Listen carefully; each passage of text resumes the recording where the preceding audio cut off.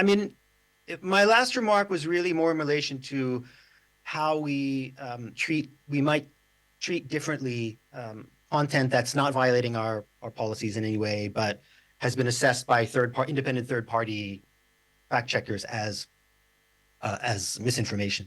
In those cases, what I was trying to make note of is that we wouldn't block that content, but would rather label it, direct users to some fact-checking resources, and we would then not promote that content in the same way that normal, what we call organic content would be promoted. And I'm no expert in the operation of that process myself, but the intent being to limit or slow the reach of material that a third-party independent fact checker has determined to be suspect.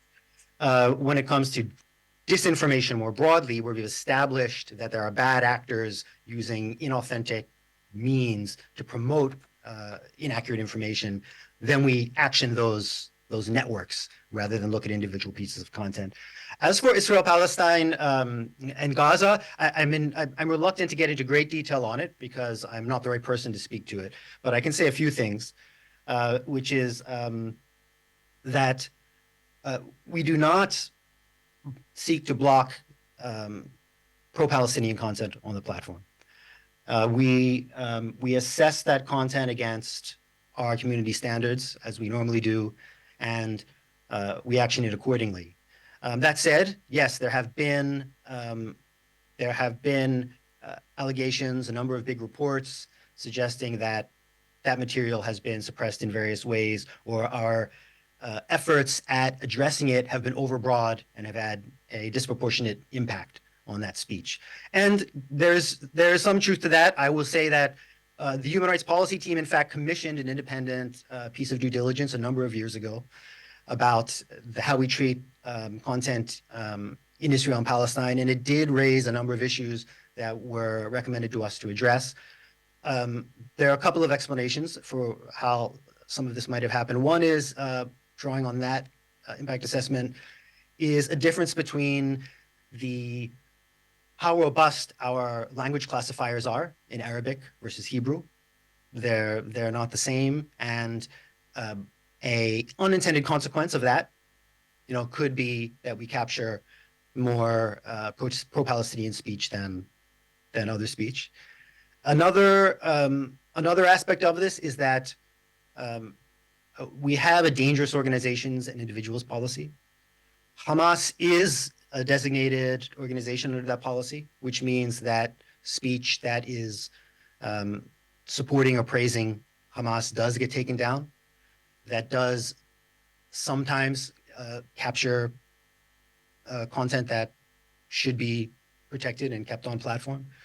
And in the aftermath of October 7th and the violence in Gaza, we did make some other adjustments in accordance with crisis policy protocol and other protocols in the company that I'm no expert here, but that one way to say it is it lowered some of the certainty thresholds that our kind of artificial intelligence mechanisms have before in order to identify something as hate speech or as bullying and harassment or as potentially inciting language, and pulls it down. And that's something we do from time to time in crisis situations or where we think that the risk of offline violence is higher than normal. But a consequence of that can be that more content gets removed than would be taken down under other circumstances. There's lots to talk about on this topic, and I would direct you to a couple of things.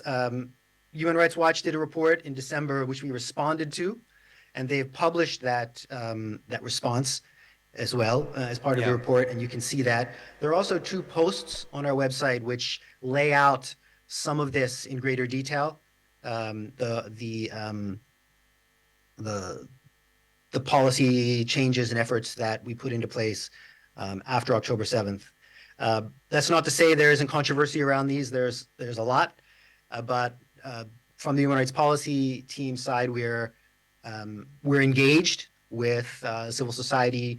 We're engaged with UN bodies and other stakeholders to make sure that we do as good a job as we can in ensuring that politically protected speech remains on the platform, and that one group of people, particularly pro-Palestinian content, is not actioned at a greater rate than it should be. But it's hard, and particularly in these sorts of contexts, decisions, trade-offs are made no matter which way you go. Whether you err on the side of taking down more content in order to minimize the potential for offline harm, or you protect more content in order to protect and promote political speech at a crucial moment like this.